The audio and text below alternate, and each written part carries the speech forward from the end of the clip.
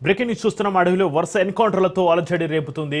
వరుస ఎన్కౌంటర్లతో మావోయిస్టులకు భారీ ఎదురుదెబ్బ తగిలింది. ఛత్తీస్గఢ్ బీజాపూర్లోని బస్తర్ డివిజన్లో మరోసారి భారీ ఎన్కౌంటర్ జరిగింది. భద్రతా బలగాల కాల్పులు 8 మంది మావోయిస్టులు హతమయ్యారు. మావోయిస్టులు భద్రతా బలగాల మధ్య కాల్పులు కొనసాగుతున్నాయి. మృతుల సంఖ్య పెరిగే అవకాశం ఉంది.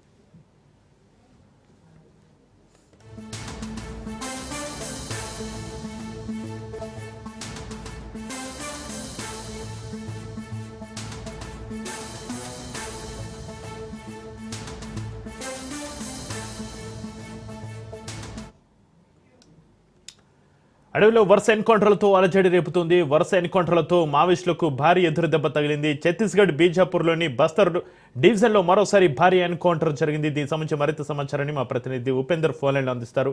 ఉపేందర్, ఇప్పటికే ఛత్తీస్గఢ్ రాష్ట్రం బీజాపూర్ జిల్లా గంగులూరు పోలీస్ స్టేషన్ పరిధిలో భారీ ఎన్కౌంటర్ అయితే చోటు చేసుకుందని అయితే మనకు సమాచారం ఉంటుంది. ఈ ఎన్కౌంటర్ లో దాదాపుగా 8 మంది మావోయిస్టులు మృతి చెందారని చెప్పేసి ఇప్పటికే సమాచారం కూడా అందుతున్న నేపథ్యంలోనే ఇప్పటికే భద్రతా బలగాలు కూడా ఇప్పటికే మావోయిస్టులపై కూడా పైచేయి అయితే సాధిస్తున్న పరిస్థితి కనిపిస్తుంది. ఇప్పటికే ఆ ప్రాంతాన్నంతా కూడా ఏదైతే భారీగా మావోయిస్టులు సమావేశమయ్యారనే నేపథ్యంలోనే సెర్చ్ ఆపరేషన్, కూంబింగ్ ఆపరేషన్ అయితే అటు డిఆర్జీ, బిఎస్ఎఫ్, అదేవిధంగా సిఆర్పిఎఫ్ బలగాలు అయితే కూంబింగ్ నిర్వహించాయి. ఈ నేపథ్యంలో ఒక్కసారిగా తారసపడ్డ మావోయిస్టులకు ఇటు భద్రతా బలగాలకు మధ్య అయితే ఎన్కౌంటర్ అయితే కొనసాగుతుందని అయితే చెప్తున్నారు. ఈ నేపథ్యంలోనే అక్కడ ఏదైతే పార్టీకి సంబంధించినటువంటి ముఖ్య నేతలు 8 మంది కూడా అసలు బాధినట్టుగా కూడా మనకు సమాచారం అవుతుంది. ఈ ఎన్కౌంటర్ ను కూడా అటు పోలీసులు కూడా ధృవీకరించినప్పటికీ మాత్రం దాదాపుగా 8 మంది మావోయిస్టులు అయితే చనిపోయారనేది చెప్తున్నారు. దాదాపుగా ఇంకా ఎక్కువ మంది కూడా చనిపోయే అవకాశం కూడా స్పష్టంగా కనిపిస్తుందని అయితే స్థానికులు కూడా చెప్తున్నారు. ఇప్పటికే అక్కడ ఉన్నటువంటి ప్రాంతాలు ఏదైతే గుడారాలు కావచ్చు, అదేవిధంగా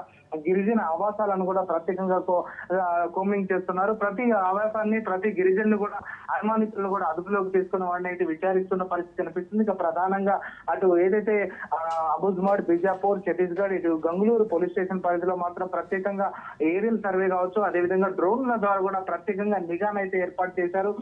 ప్రతి ఒక్కరి కదలికలను కూడా ప్రత్యేకంగా పసిగడుతున్నారు. ఇప్పటికటు కేంద్ర హోంమంత్రి అమిత్ షా కావచ్చు, ఇటు ఛత్తీస్గఢ్ హోంమంత్రి విజయ్ శర్మ కూడా ఈ విషయాన్ని అంటే మావోయిస్టులు ఏర్వేత లక్ష్యంగా కూడా 2026 మార్చి 31 మాత్రం మావోయిస్టు రహిత రాష్ట్రంగా కూడా తీర్చిదిద్దామని చెప్తున్న నేపథ్యంలో ఆ దిశగా కూడా భద్రతా బలగాలు అయితే అడుగులు వేస్తున్నాయైతే మనం చెప్పుకోవచ్చు. ప్రధానంగా ఇప్పుడు ఏదైతే గంగులూరు పోలీస్ స్టేషన్ పరిధిలో కొనసాగుతున్నటువంటి అటవీ ప్రాంతంలో ఈ ఎన్కౌంటర్ అయితే కొనసాగుతుంది.